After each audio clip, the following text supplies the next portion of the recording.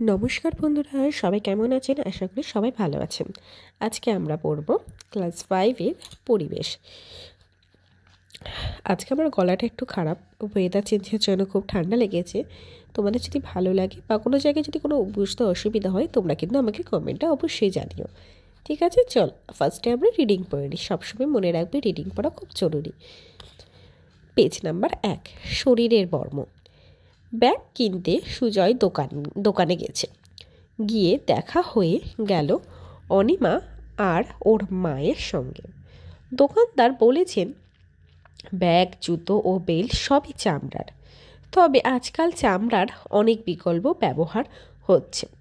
মানুষও চামড়ার ব্যবহার কমাচ্ছে। অনিমা ব্যাগটা দেখিয়ে হাসতে হাসতে বলল, চামড়া এত পুরু হয়? পেছন থেকে সুজয় বলল, হ্যাঁ রে, হয়। গন্ডারের চামড়া আরও পুরু। পরের দিন স্কুলে এসব বলল ওরা।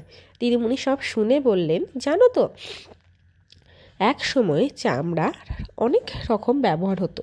পশুর চামড়া শুকিয়ে তাতে লিখত মানুষ। চামড়া পোশাক, জুতো ব্যবহার করত। জল নিয়ে যেতে চামড়া তৈরির ব্যাগ ব্যবহার করত। তারপরে মানুষ বোঝে চামড়া বেশি ব্যবহারে বিপদ আছে। পশু তো মারা পড়ছেই, তার সঙ্গে চামড়ার বেশি ব্যবহারে পরিবেশ দূষিত হয়। চামড়া কারখানার নোংরা পড়ে জল দূষণ হয়। হাওয়ায় দুর্গন্ধ ছড়ায় চামড়ার কারখানা থেকে। তাই আস্তে আস্তে চামড়ার ব্যবহার কমাতে হচ্ছে। রিনা বলল, শরীরে কোনো জায়গায় চামড়া টান, কোনো জায়গায় চামড়া কোঁচকানো, আবার কোথাও চামড়া পুরু, কোথাও পাতলা। দিদিমণি জানতে চাইলেন, আমাদের শরীরে বর্ম কোনটা বলো তো? সুজয় বলে উঠল, আমাদের চামড়া। ঠিক বলেছ, চামড়া বা ত্বক। তার নিচে শরীরের সব কিছু, মাংসপেশি, নার্ভ, শিরা, ধমনী। ফোড়ান বলল, দিদি বর্ম কেন বলবো? সুজয় বোঝালো, আঘাত থেকে বাঁচাই বর্ম, ত্বকও তেমনি। বাইরের আঘাত ও সূর্যের আলো অদৃশ্য অতিবেগুনি রশ্মি থেকে বাঁচায়।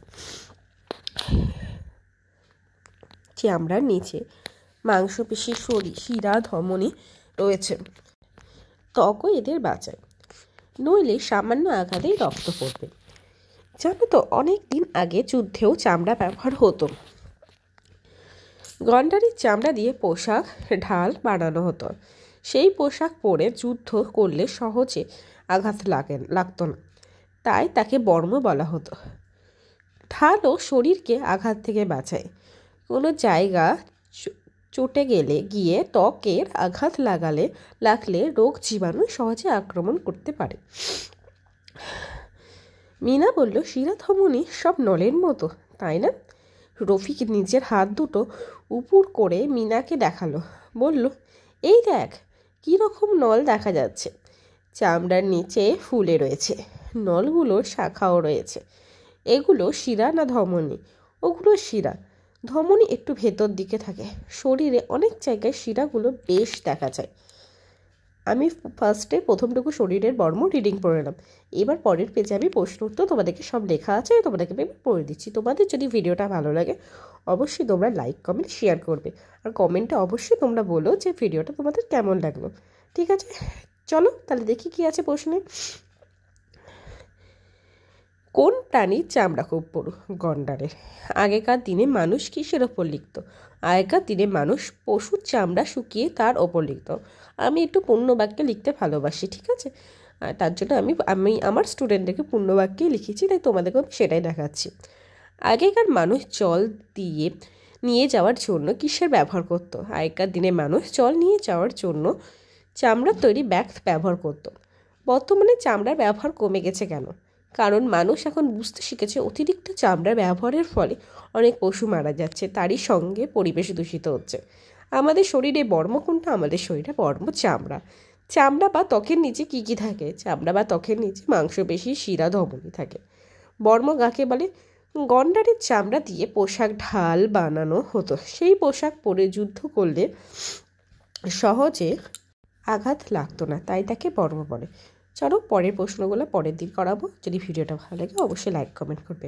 সবাই ভালো থেকো, সুস্থ থেকো, টাটা।